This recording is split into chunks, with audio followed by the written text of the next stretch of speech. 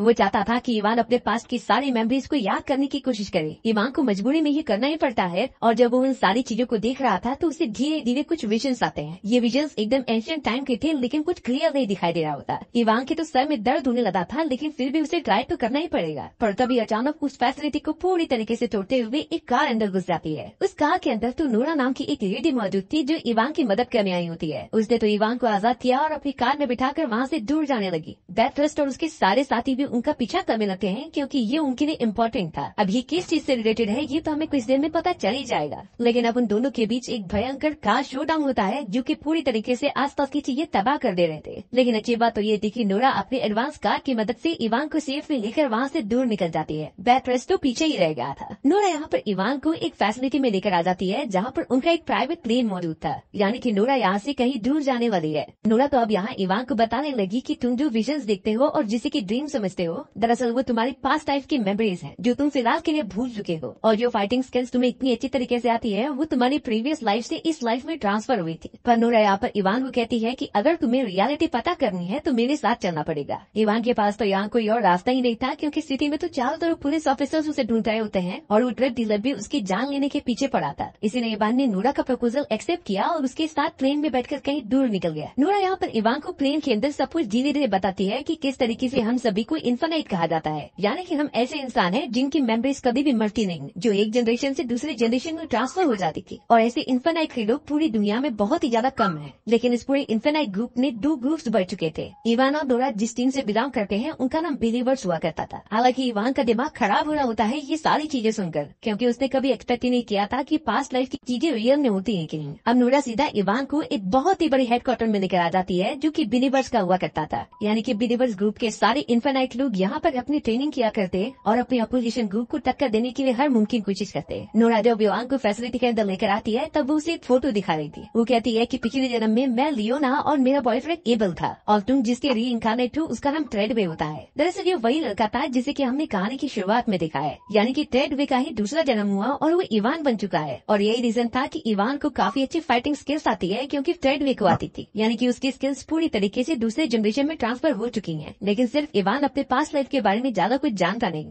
थोड़ी देर में अब इवान की मुलाकात गैरिक नाम की एक लेडी से होती है। गैरिक उस पूरी जगह की इंजीनियर हेड थी, जो अपने ग्रुप के मेंबर्स के लिए काफी एडवांस टेक्नोलॉजीज क्रिएट करती थी। गैरिक भी समझती है कि इवान बहुत ही ज्यादा कंफ्यूज है और उसे समझाने की जरूरत है। इसीलिए इवान को एक चैम्बर में डाल दिया गया, जहाँ पर कुछ होलोग्राफिक इमेजेस दिखाई जाएंगी। सबसे पहले उसके अंदर एक एंशिएंट टाइम का आदमी दिखाया जाता है, जिसका नाम बैथरस्ट हुआ करता था। बैथरस्ट और ट्रेडवे एक दूसरे के बहुत ही अच्छे दोस्त होते थे, लेकिन एक समय के बाद बैथरस्ट पूरी तरीके से अलग हो गया। उसके ऊपर पता नहीं किसी ने ब्लैक मैजिक कर दिया था, और बैथरस्ट जाने लगा कि ये पूरी तरीके से रीइंकार्नेशन का प्रोसेस बंद हो जाए, यानी कि जो यादें एक लाइफ से दूसरी लाइफ में ट्रांसफर होती है वो ये बिल्कुल भी नहीं चाहता था। इसीलिए बैथरस्ट कुछ बदमाश लोगों के साथ मिल गया और उसने कई सालों की मेहनत के दौरान एक ऐसा एग बनाया होता है जो कि किसी भी लिविंग ऑर्गेनिज्म को पूरी तरीके से खत्म कर दे। और ये एग इस तरीके से डीएनए लेवल पर हिट करता था कि वो रीइंकार्नेशन प्रोसेस आगे कभी हो ही नहीं पाएगा। इस एग की पावर इतनी ज्यादा होती है कि ये सामने वाले सारे लिविंग बीइंग को खत्म कर देता, यहाँ तक कि पशु पक्षियों और जानवरों को भी। बैथरस्ट का सिंपल यही मानना था कि जब कोई लिविंग ऑर्गेनिज्म रहेगा ही नहीं तो फिर रीइंकार्नेशन का प्रोसेस हो ही नहीं सकता, और फिर वो सभी लोगों को खत्म करने के बाद एक नॉर्मल सिविलाइजेशन का निर्माण करना चाहता था। लेकिन पास्ट लाइफ में ट्रेडवे बैथरस्ट से अगेंस्ट हो गया। ट्रेडवे और उसकी पूरी टीम ने किसी भी तरीके से बैथरस्ट से वो एग छीन लिया और बैथरस्ट से दूर लेकर चला गया। यानी कहानी की शुरुआत में ट्रेडवे जिस तरीके से भाग रहा था, वो तो बैथरस्ट और उसकी पूरी टीम से वो एडवांस एग चुरा कर भाग रहा था, और वो उसमें कामयाब भी हो चुका था। लेकिन पास्ट लाइफ वाला ट्रेडवे तो मर चुका है और सिर्फ उसे ही पता है कि वो एग कहाँ पर मौजूद होगा। और तो रीइंकार्नेशन के कारण उसकी सारी यादें इवान के अंदर ट्रांसफर होंगी, यानी कि इवान भी जानता है कि वो एग कहाँ पर है। पर इवान तो यहाँ पर खुद ही कंफ्यूज था अपनी बीमारी को लेकर, इसीलिए वो कुछ ज्यादा चीजें याद नहीं कर पा रहा होता है। एक तरीके से सारी की सारी होप वो सभी लोग इवान के ऊपर लगाए बैठे थे, क्योंकि वही ट्रेडवे का अगला जन्म है। अब हमें यहाँ न्यूयॉर्क में बैथरस्ट दिखाया जाता है, जिसने की पॉटर नाम के एक इन्फिनाइट मेंबर को पकड़ लिया था। दरअसल पॉटर गैरिक की टीम में काम करता है, इसीलिए बैथरस्ट और उसके साथी उसे पकड़कर काफी टॉर्चर कर रहे थे। लेकिन पॉटर अपना मुंह नहीं खोलता, इसीलिए बैथरस्ट ने गुस्से में आकर उसे जान से मार दिया था। अब हमें यहाँ वापस फैसिलिटी में दिखाया जाता है, जहाँ पर गैरिक इवान को लेकर एक ऐसी चैम्बर में आ जाती है जहाँ पर प्रीवियस इनकार्नेटेड मेंबर्स की डेड बॉडी प्रिजर्व करके रखी गई थी। इवान जब सामने जाता है तो उसे ट्रेडवे की बॉडी दिखाई देती है, और उसे सब कुछ समझ में आने लगा था कि आखिर ये चीजें किस तरीके से रियल हैं। गैरिक यहाँ इवान को बताती है कि ट्रेडवे कहा करता था कि हमारे ह्यूमन बॉडी में काफी सारी सीक्रेट बातें छुपी हुई हैं, और ये सीक्रेट्स इतने चौंकाने वाले हैं कि हम इंसानी प्रजाति की डेस्टिनी को ही बदल सकते थे। है। गैरिक इवान को अब ट्रेड की ताकतों के बारे में बताती है कि किस तरीके से उसने इतनी ट्रेनिंग करके कई सारी एबिलिटीज को हासिल किया था। दरअसल ट्रेड के पास कुछ ऐसी मैनिपुलेशन शक्तियां होती हैं कि वो पृथ्वी के आसपास की सारी एनर्जीज को कंट्रोल कर सकता था, यानी कि पानी, हवा और मिट्टी, ये सारे के सारे एलिमेंट्स ट्रेड में बड़ी आसानी से कंट्रोल कर सकता था।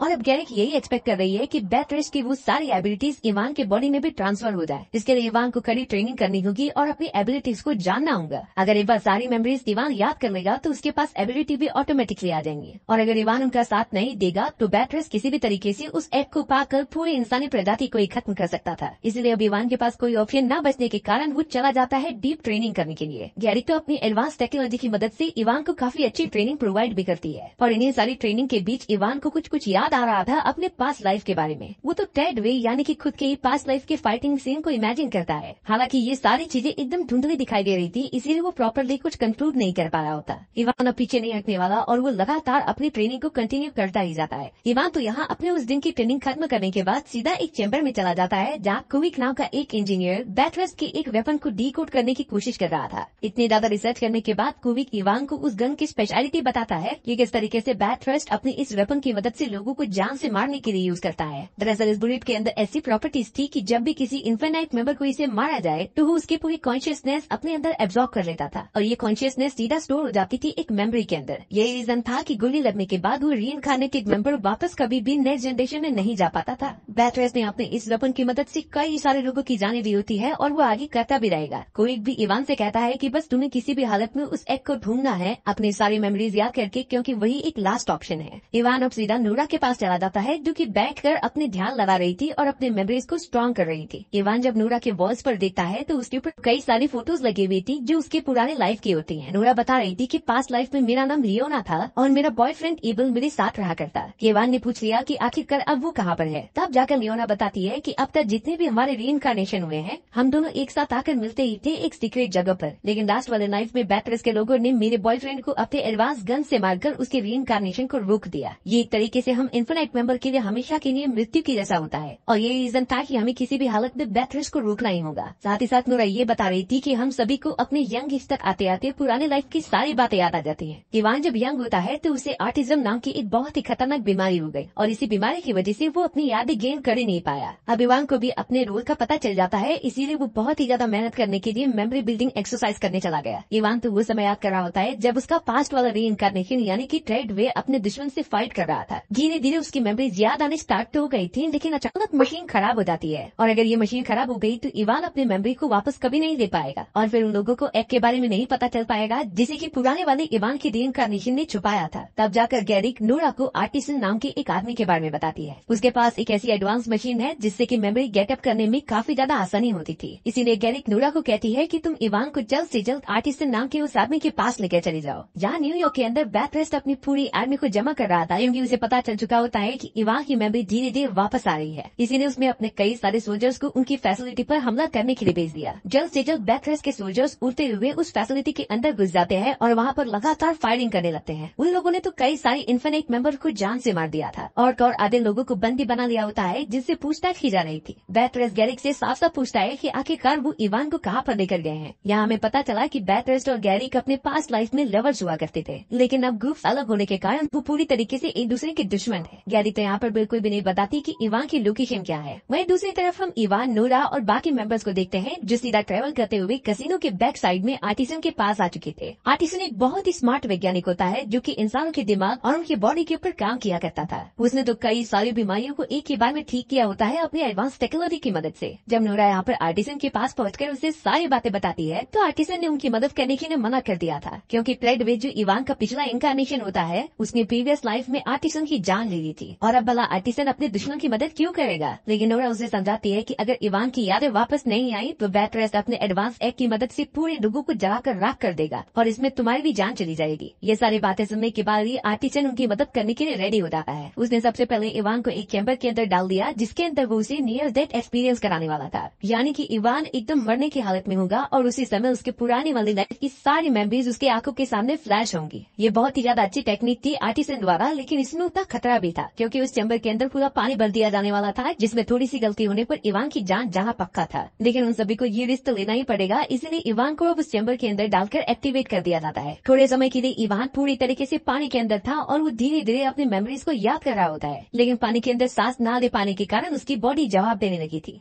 वहीं अब हमें दिखाया गया कि बैथरेस ने उनकी लोकेशन का पता लगा लिया है और वो सिक्योरिटी कैमरा की मदद से उनके सारे एक्सपेरिमेंट्स को देख पा रहा था। लेकिन यहाँ बैथरेस बिल्कुल भी खाई नहीं करता, क्योंकि उसे पता करना था कि इवान की रीइंकार्नेशन ने आखिरकार वो एग कहाँ पर छुपाया है। एक्सपेरिमेंट कंटिन्यू हो रहा था, लेकिन तभी अचानक इवान की सांसें रुकने लगी और वो बहुत ही ज्यादा तड़प कर स्टॉप कहने लगा। इसीलिए अब आर्टिसन चैम्बर में से पानी निकालता है और उसे बाहर की तरफ खींच लेता है। सभी लोग इवान को जगाने की कोशिश कर रहे थे, लेकिन वो बिल्कुल भी सांस ही नहीं ले पा रहा था। नूरा भी बहुत ज्यादा कोशिश करती है, पर वो इसमें नाकामयाब हो गई थी। लेकिन अब थोड़ी देर बाद इवान के माइंड में वो सारी मेमोरीज वापस से फ्लैश होती हैं और ये इतना जल्दी हुआ कि इवान अब थोड़ी देर बाद उठ भी जाता है। इवान तो नोरा को बता रहा था कि मैंने वो सारी चीजें देख ली हैं जिसमें कि मेरे प्रीवियस जन्म की सारी मेमोरीज थी, और उसे ये भी पता है कि वो मेडिकल एग कहाँ पर मौजूद है। इवान ने नोरा को बताया कि वो मेडिकल एग और कहीं नहीं बल्कि मेरे प्रीवियस रीइंकार्नेशन यानी कि ट्रेडवे के डेड बॉडी के अंदर मौजूद है। क्योंकि कहानी की शुरुआत में जब ट्रेडवे उस एग को लेकर भाग रहा था तो उसने अपने साथियों को कहा होता है कि अगर मैं कामयाब नहीं हुआ तो तुम मेरे बॉडी के अंदर देखना, और इसका साथ साथ मतलब यही होता है कि ट्रेडवे ने वो मैजिकल एग अपने बॉडी के अंदर छुपा दिया था। यहाँ बैथरेस को भी इस बारे में पता चल गया होता है, इसीलिए उसने अब अपने सारे सैनिकों को भेज दिया ताकि वो उस एग को लेकर आ जाए। सोल्जर्स ने तुरंत ही अब सभी लोगों पर हमला करना स्टार्ट कर दिया, जिसमें से एक बुलेट डायरेक्टली जाकर इवान के बम पे लगती है। लेकिन नोरा यहाँ पर किसी भी तरीके से इवान और आर्टिसन को लेकर वहाँ से चली गई थी। हालांकि उन सोल्जर्स ने वहाँ मौजूद जितने भी एम्प्लॉयज होते हैं उन सभी को मार दिया था, और बैथरेस को जितने भी मेंबर्स मिल रहे होते हैं अपने अपोजिट ग्रुप के, वो उनकी रीइंकार्नेशन एबिलिटी एब्जॉर्ब कर देता है। बैथरेस को तो पता था कि आखिरकार वो मैजिकल एग कहाँ पर मौजूद है, इसीलिए उसने अपने लोगों को पहले ही भेज दिया होता है ताकि वो थ्रेडवे की डेड बॉडी को लेकर आ जाए, और शायद इसमें वो सभी कामयाब भी हो जाते हैं। बैथरेस पे सीधा चला गया अपने सैनिकों के साथ एक प्लेन के अंदर और थ्रेडवे की डेड बॉडी से वो मैजिकल एग बाहर निकाल दिया।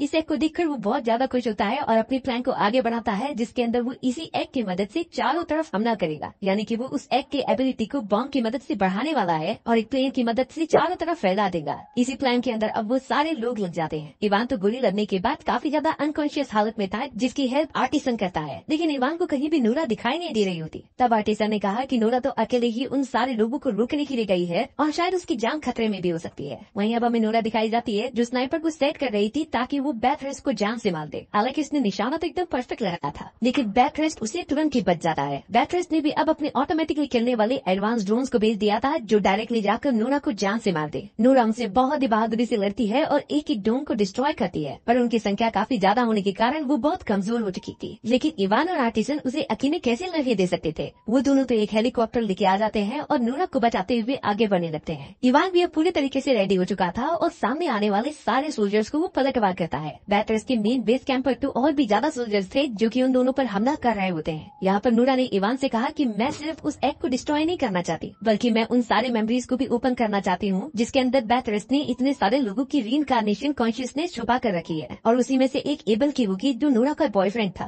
तो इवान डिसाइड करता है कि वो जाकर उस मेडिकल एग को डिस्ट्रॉय करेगा और नोरा यहाँ पर रीइंकार्नेशन मेमोरी को आजाद करेगी। इवान तुरंत ही एक बाइक लेकर निकल पड़ा और यहाँ बैथरेस तो एक प्लेन के अंदर उसी मेडिकल बॉल को लेकर आगे बढ़ रहा होता है। इवान ने इतनी ज्यादा फुल स्पीड से बाइक चलाई कि वो डायरेक्टली एक माउंटेन से जंप कर देता है उस प्लेन के ऊपर और अपनी कटाना प्लेन के अंदर घुसाते हुए वहाँ रुक जाता है। उसने तो अपनी बाइक प्लेन के एक इंजन में डाल दी थी जिससे कि वहाँ ब्लास्ट हो गया। प्लेन एकदम से आउट ऑफ कंट्रोल हो जाती है, जिससे कि बैथरेस को पता चल गया कि इवान ऊपर की तरफ है, इसीलिए वो उसे गिराने की कोशिश करता है। लेकिन इवान ने अपनी कटाना अंदर घुसा कर रखी थी, जिसकी वजह से वो समझ पा रहा था। पर अचानक इवान को रियलाइज होता है कि उसके अंदर कुछ एनर्जीज आ रही हैं। दरअसल ये वो एनर्जी होती है जो ट्रेडवे के अंदर थी और वो पूरी तरीके से ट्रांसफर हो रही है इवान के अंदर। इवान धीरे धीरे उन एबिलिटीज को समझता है और सीधा हवा को रेसिस्ट करते हुए खड़ा हो जाता है। उसने अपने कटाना की मदद से पेड़ में छेद किया और सीधा अंदर चला गया। इवान उस मैजिकल एग को वहाँ से लेने जाता तभी बैथरेस ने उसके सर में गोली मार दी और इवान वहीं पर बेहोश हो गया। बैथरेस देखने चला जाता है कि उसका मैजिकल एग वहाँ पर है कि नहीं, लेकिन इवान तो यहाँ पीछे से उठ खड़ा हुआ था क्योंकि उसे जो बुलेट लगी होती है इवान ने उसके बीच में एक स्टील का टुकड़ा ला दिया था, जिससे कि वो उसे डैमेज नहीं कर पाई और अब इवान और बैथरेस के बीच एक घमासान लड़ाई होने लगी। इस लड़ाई के अंदर इवान अपनी एबिलिटीज यूज कर पा रहा था और बैथरेस को अच्छी तरीके से टक्कर दे पा रहा था। दोनों एक दूसरे को सच में काफी ज्यादा डैमेज कर देते हैं। अब यहाँ पर प्लेन भी पूरी तरीके से नीचे गिरकर डिस्ट्रॉय होने वाली थी, इसीलिए बैथरेस ने तो उस बॉम्ब के साथ मौजूद मैजिकल एग को वहाँ पर काट कर वहीं से अब डायरेक्टली प्लेन के नीचे फेंक दिया, जो ऑटोमेटिकली ब्लास्ट होने के कारण मैजिकल एग पूरी तरीके से फैल जाएगा। इवान ऐसा होने नहीं देना चाहता था, इसीलिए वो तुरंत ही बॉम्ब के साथ नीचे कूद गया। बैथरेस भी उसके पीछे आ जाता है इवान को रोकने के लिए। वो दोनों तो गिरते हुए भी फाइटिंग कर रहे थे, पर अचानक से इवान के हाथ में बैथरेस का गन आ जाता है और उसने निशाना लगाकर सीधा बैथरेस को शूट कर दिया था। बैथरेस मर चुका था और वो लगातार नीचे गिर करने लगा। इवान जल्द से जल्द बॉम्ब के पास पहुंचता है और उसे डीएक्टिवेट कर देता है, जिसके बाद वुड भी पानी के अंदर गिर गया और वहीं उसकी जान चली गई। इवान को एक और बार नियर डेथ एक्सपीरियंस होता है और उसके अंदर वो सब कुछ याद कर चुका था और शायद वो अपने नेक्स्ट इनकारनेशन में ये सारी चीजें कंटिन्यू करेगा। वहीं दूसरी तरफ हमें नोरा और आर्टिसन दिखाए जाते हैं जिन्होंने सारे सोल्जर्स को मार दिया था और उस चैम्बर के अंदर मौजूद होते हैं जहाँ बैटरेस ने सभी लोगों की रीइंकारनेशन कॉन्शियसनेस को छुपा कर रखा होता है। नोरा यहाँ पर सभी को आजाद करना चाहती थी, इसीलिए उसने चारों तरफ बॉम्ब लगा दिया और आर्टिसन को यहाँ से जाने के लिए कहा। नोरा काफी घायल हो चुकी थी, इसीलिए वो अपनी आखिरी सांसें ले रही होती है, पर उसने मरने से पहले वहाँ बॉम्ब ब्लास्ट कर दिया जिससे कि सारी मेमोरीज डिस्ट्रॉय हो गई और जिन जिन लोगों की कॉन्शियसनेस ट्रैप होकर रखी थी वो आजाद हो जाते हैं। नोरा की भी वही मृत्यु हो गई क्योंकि वो वापस से रीइंकारनेट होना चाहती थी और नेक्स्ट इनकारनेशन में वो जरूर अपने बॉयफ्रेंड एबल के साथ मौजूद होगी। होता भी कुछ ऐसा ही है। नोरा और एबल चाइना के किसी टाउन में पैदा होते हैं और वो दोनों एक साथ ही बड़े हो रहे थे और अब तो दुनिया पर से खतरा भी टल चुका था। इसी के साथ ये मूवी खत्म हो जाती है।